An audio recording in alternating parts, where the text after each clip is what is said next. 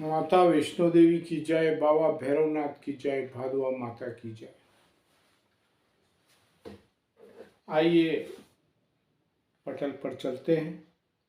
मेरे बड़े बुजुर्गों आपको प्रणाम, माताओं बहनों भाइयों आपको प्रणाम, मेरे नौजवान साथियों आपको प्रणाम। यशोधन ज्ञान सागर चैनल आपका स्वागत करता है। आज मैं बहुत ही रोचक विषय आपके सामने पटल पर लेकर के आया हूं। विषय का विश्लेषण जो करेंगे, किन राशियों पर मांगलिक दोष समाप्त हो जाता है, इस पर चर्चा विशेष करके। देखिए, मंगल कुंडली में पहले स्थान पर बैठा है, जन्म कुंडली का स्थान है पहला स्थान, यहां मंगल बैठा है। 1 2 3 4 चौथे स्थान में मंगल बैठा है। 1 2 3 4 5 6 7वें स्थान में मंगल बैठा है।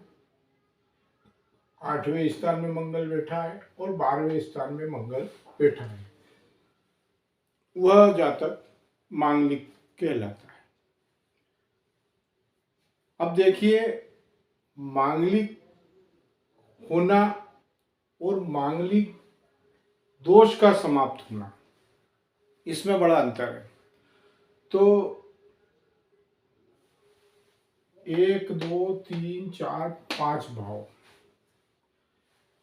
इस कुंडली में 12 भाव है। 1 2 3 4 5 6 7 8 9 10 11 12 भाव है।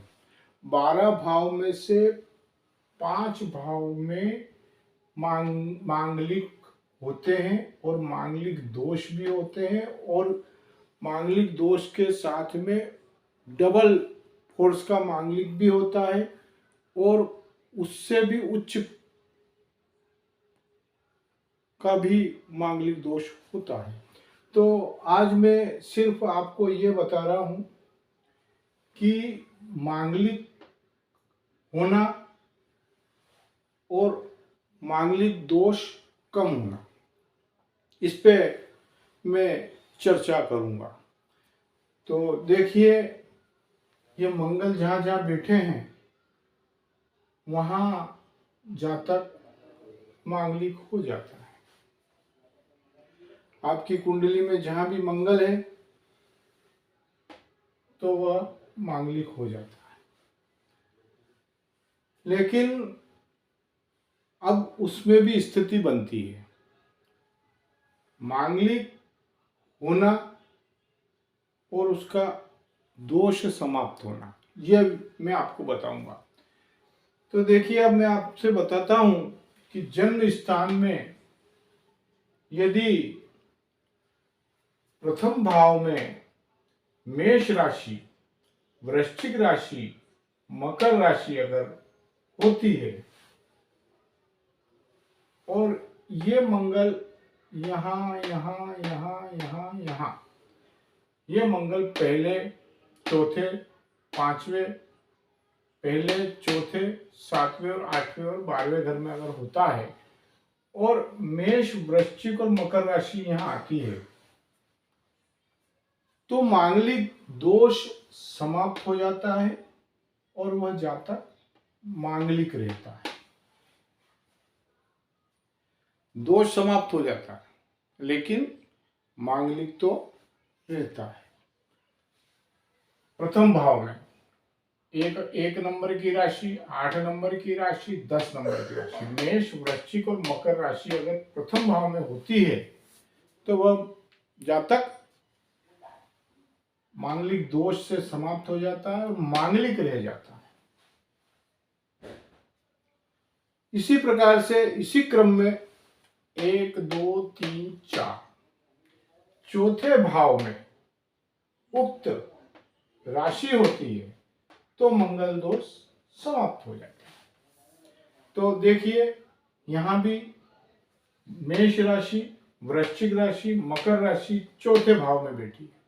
यहां अगर मेष राशि, वृश्चिक राशि और मकर राशि होती है तो यह मांगलिक दोष यहाँ भी चौथे भाव में भी समाप्त हो जाता है। लेकिन यह मंगल कहीं भी बैठा है तो वो जातक मांगलिक रहता है, दोष समाप्त हो जाता है लेकिन मांगलिक तो रहता है। इसी क्रम में अब सातवें भाव में 1 2 3 4 5 6 सातवें भाव में, अब सातवें भाव में यदि मेष राशि, वृश्चिक राशि, मकर राशि और मीन राशि 1 8 10 और 12 यह राशि के जातक, यह राशि अगर आती है इनमें से कोई भी एक राशि तो वह जातक मांगलिक दोष से उसका समाप्त हो जाता है।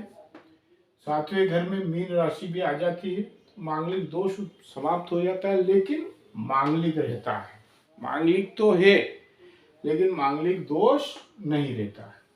अब इसी क्रम में आठवें 1 2 3 4 5 6 7 आठवें भाव में 1 4 8 और 11 आठवां भाव मेष, कर्क, वृश्चिक और कुंभ राशि अगर आठवें भाव में है और इनमें से एक राशि भी यहाँ है तो वह दोष उसका समाप्त हो जाता है, मांगलिक दोष समाप्त होता है। 1 4 8 11 की गिनती अगर होती है तो वह यहाँ मांगलिक दोष समाप्त हो जाता है, वह जातक मांगलिक तो रहता ही है। इसी क्रम में 12वें भाव में, अब 12वां भाव देखिए आप, 12वां भाव यहाँ लिखा है मेष राशि, वृश्चिक राशि, मकर राशि। अगर ये राशि 12वें भाव में आ जाती है तो उसका मांगलिक दोष समाप्त होता है, मांगलिक तो वह जातक रहता ही है। यह मैंने आपके सामने पूरा विस्तार से बताया कि इन घर के अंदर ये मांगलिक जो जन्म कुंडली है उसमें 1 8 10 अगर यह एक मेष राशि, वृश्चिक राशि, मकर राशि इन क्रम की राशियां अगर यहाँ होती है तो वो मांगलिक रह जाता है, उसका दोष समाप्त हो जाता है, दोष नहीं रहता है। इन घरों में अगर किसी जातक की नाम है, इन जातक की राशि है इन घरों में तो वो जातक दोष से रहित हो जाता है लेकिन मांगलिक तो होता ही है। देखिए मांगलिक का तात्पर्य ये होता है कि कोई जातक अगर मांगलिक होता है तो उसको सेनापति का दर्जा मिलता है और सेनापति अपना रोब जमा के रहता है, अपनी पत्नी पे पूरा रुबाब जमा करके और वो अपने जीवन को चलाता है। यह मांगलिक का कार्य है। अब ये मैंने दोष रहित बताई है तो ये कुंडली वाले अगर ये इनके नाम है तो उनके ऊपर वह जातक जिसका मंगल है और उसके परिवार में उसकी पत्नी है तो वह रोब तो जमाएगा और वह कभी कभी ज़्यादा बात होती है तो थोड़ा लड़ाई झगड़ा भी हो जाता है, लेकिन बाद में जब मांगलिक रहता है वो और वो दोष नहीं रहता है तो वह फिर गुस्सा उसका ठंडा हो जाता है, लेकिन मांगलिक तो वह रहता है। अब देखिए, अब मैंने आपको बताया कि दोष समाप्त हो जाता है, दोष समाप्त हो गया, मांगलिक तो है। अब मैं आपको इसका उपाय बता देता हूं। जो जातक अगर 1 8 10 उसकी गिनती जन्म में आती है, कुंडली में आती है, यानी कि मेष, वृश्चिक और मकर की कुंडली आती है और मंगल यहाँ बैठा, मंगल यहाँ बैठा, मंगल यहाँ बैठा, मंगल यहाँ बैठा, मंगल यहाँ बैठा, तो वो मांगलिक है, उसके ऊपर मांगलिक का दोष नहीं है। तो इसी प्रकार से आप ये समझ लीजिए कि 1 8 10 यहाँ, 1 8 10 12 यहाँ, 1 4 8 11 यहाँ, 1 8 10 12वें घर में, तो यह जातक मांगलिक होता है। अब यह जातक मांगलिक होता है तो देखिए, मांगलिक होता है तो 35% 40% लोग इस कुंडली के हिसाब से 5 भाव में अगर मांगलिक का बनता है तो 35 या 40% लोग मांगलिक में आ जाते हैं, मांगलिक दोष में आ जाते हैं। और डबल मांगलिक, वो आगे मैं आपको मंगल और सूर्य का भी आगे मैं वीडियो डालूंगा, जो आप देखेंगे तो ये मैंने मांगलिक दोष समाप्त कर डाला है। अब मैं आगे जो वीडियो डालूंगा वह मंगल और सूर्य का डालूंगा। मंगल और सूर्य अगर इन भावों में से कहीं होते हैं तो फिर वो दोष बढ़ जाता है। फिर वो दोष, मंगल भी गर्म है और सूर्य भी गर्म है, तो उसका मैं विस्तार से अलग से फिर आपको वीडियो डाल के आने वाले समय में बहुत जल्दी आपके सामने वो वीडियो आएगा, उसको भी आप समझेंगे। अभी तो आपको मैंने ये बताया है कि मांगलिक दोष कैसे समाप्त होता है। मांगलिक तो है लेकिन दोष समाप्त हो गया इन राशि वालों। इन राशि वालों के अलावा अगर कोई राशि यहां आ जाती है तो फिर वो मांगलिक दोष में आ जाती है। ये उसका भाव में बैठना मतलब उसको मांगलिक दोष में आना होता है और वो मांगलिक दोष की कुंडली बन जाती है। ये राशि वालों के दोष समाप्त हो जाते हैं और वो राशि वाले जो यहाँ आ जाते हैं कहीं, तो उनको मांगलिक दोष की कुंडली उनकी बनती है। वो मैं फिर आपको आगे आने वाले वीडियो में विस्तार से एक एक क्रम वाइज बताऊंगा और आपको इसका परिहार अब मैं बता रहा हूं कि आपको क्या करना चाहिए। देखिए, इस संसार में, इस कलयुग में पूज्य देवता बाबा भोलेनाथ हैं। पूज्य देवता, कालों के काल महाकाल। तो काल, अगर कोई जातक, उसकी स्थिति बहुत ही गंभीर है, बीमारी से वो पीड़ित है और उम्र उसकी 30, 35 या 40 साल की है, अगर उसके पास में या उसके कमरे में या वो जातक मंत्र जाप कर सकता है तो महामृत्युंजय मंत्र का वह जाप करे। अगर वह जातक बीमार है तो वह जातक थोड़े दिनों में वापस भोले बाबा की कृपा से वापस अपनी जिंदगी में आगे बढ़ने लगता है। बीमारी उसकी समाप्त हो जाती है। महामृत्युंजय मंत्र का इतना बड़ा महत्व है शास्त्रों में। तो भोले बाबा के यहाँ जाकर के यह दोनों पति पत्नी जातक पंचाक्षरी मंत्र का जाप करते हुए पत्नी जल चढ़ावे, पति बिलपत्र चढ़ावे। और जाप कौन सा करना? ओम नमः शिवाय, ओम नमः शिवाय। दोनों पति पत्नी अपना मुख उत्तर की तरफ कर लें। जलाधारी भी उत्तर की तरफ रहती है और बीच में शिवलिंग रहता है।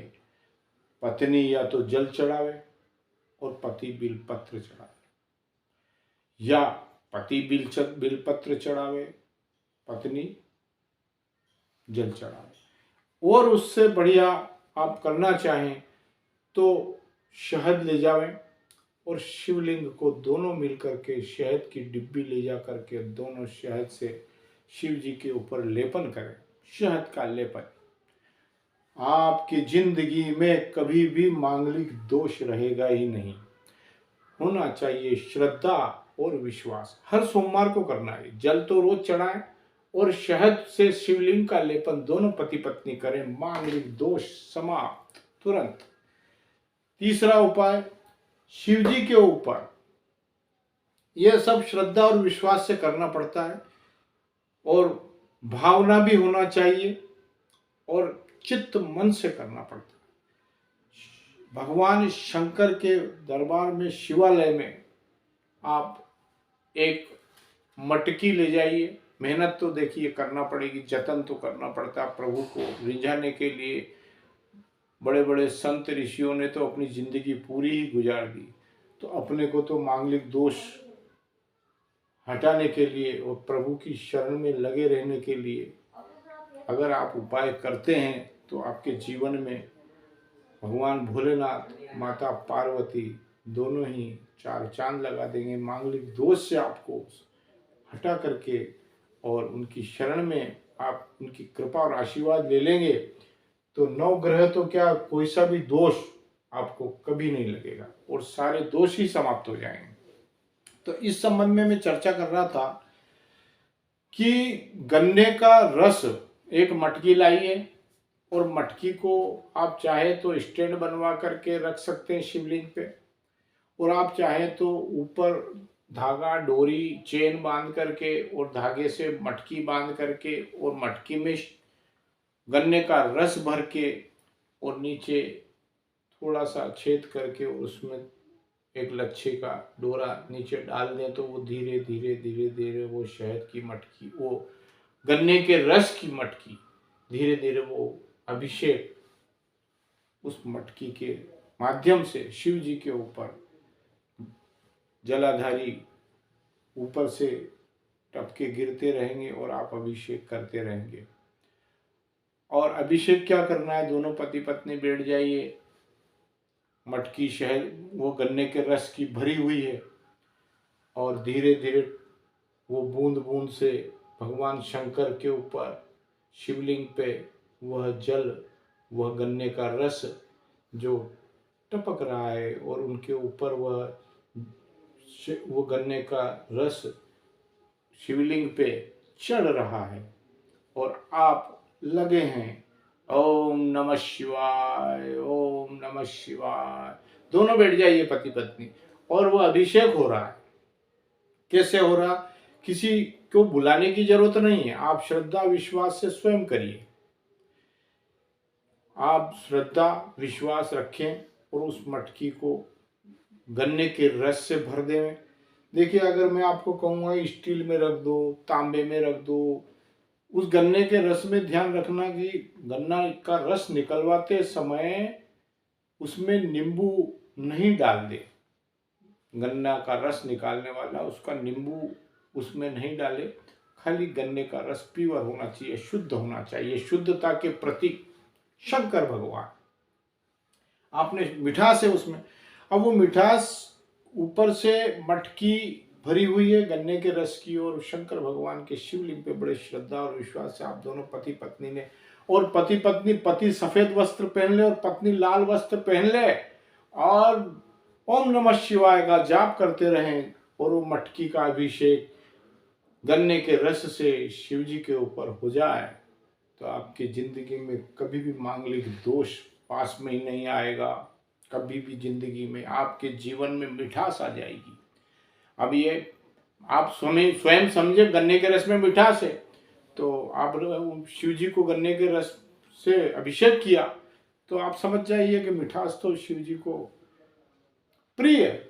माता पार्वती स्वयं कहेगी कि ये दोनों पति पत्नी यहाँ अपने आपके ऊपर गन्ने के रस से अभिषेक कर रहे हैं तो इनको दे दो, तो फिर वो आशीर्वाद ही देंगे। भगवान शंकर इस सृष्टि के रचयिता। इसके बाद में अब देखिए, कुछ जातक ऐसा कहते हैं कि हमारा शिव जी का मंदिर बहुत दूर है, हमारे हनुमान जी का मंदिर हमारे पास है, तो आप हनुमान मंदिर में जाइए, दोनों पति पत्नी जाइए। कलयुग के देवता हनुमान जी मंदिर में तुरंत जाइए, मंगलवार से लेकर। मेरा तो ये कहना है कि पास में मंदिर है, आप रोज हनुमान जी के मंदिर में जाइए, सरसों का तेल का दीपक लगाइए और वहां बैठ करके दोनों पति पत्नी अलग अलग बैठ जाएं और हनुमान चालीसा का पाठ करते रहें और उनको बोल दें कि हे हनुमान जी, मैं जातक फला मांगलिक दोष से पीड़ित हूँ और मेरी पत्नी वह मांगलिक नहीं है। मेरा मांगलिक दोष हटाने के लिए हम दोनों पति पत्नी आए आपके श्री चरणों में और ये हनुमान चालीसा आपके सामने पढ़ करके आपको प्रणाम करते हैं। हनुमान जी, आपकी हनुमान चालीसा आप रोज पढ़ते रहेंगे वहां आकर के और आपके मांगलिक दोष को समाप्त कर देंगे। और सिंदूर रोज माथे पे हनुमान जी का लगाइए। कलयुग के देवता हनुमान जी, अब वो बात नहीं रही जो पहले लोग सोचते थे कि लेडीज नहीं जाएगी हनुमान जी मंदिर में। कलयुग के देवता है। पहले ये सतयुग के देवता थे, उस समय लेडीज नहीं जाती थी। कलयुग में तो भगवान राम ने वरदान दे रखा है इनको कि जो यह पढ़े हनुमान चालीसा, गोस्वामी तुलसीदास जी ने स्वयं लिखा है कि जो यह पढ़े हनुमान चालीसा होय सिद्धि साखी गौरीसा। तो जो यानी कौन?